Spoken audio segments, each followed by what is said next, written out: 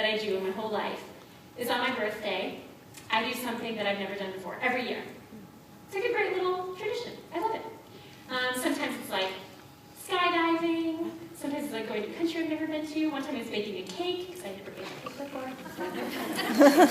And this one year in particular, I decided that I was going to go hang gliding, because I had never hang glided before. I went with my best friend Jen. That's her right there. Hi, best friend Jen. And we went hang gliding. And the way it works is the instructor straps himself in, and then he gets it all ready to go.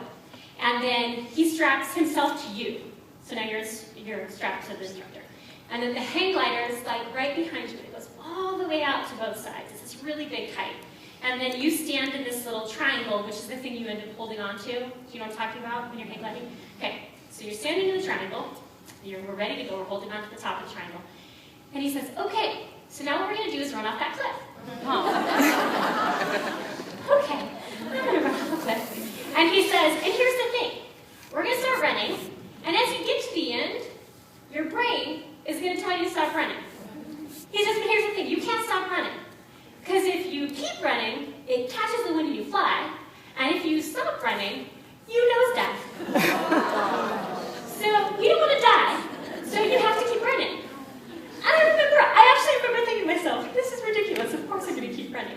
So we start running. And I can hear my brain say, stop running. And then as we stop running, stop running, stop running! My brain is screaming to me to stop running, and I have to tell my legs, you keep running! I am not going to die right now.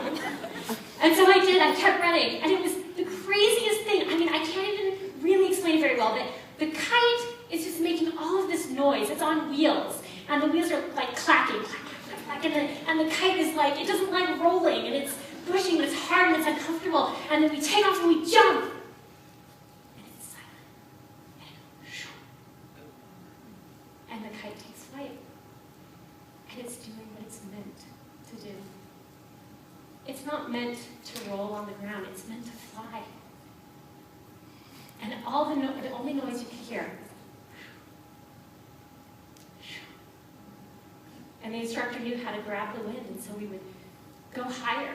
He could get us higher than we even started. I just think, oh my gosh, you guys, jump off the cliff. Let your life grab the wind and soar.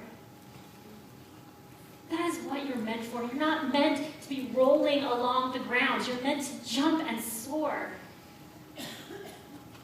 Have courage that God is there to grab the wings, to push you higher, to show you something you've never seen before.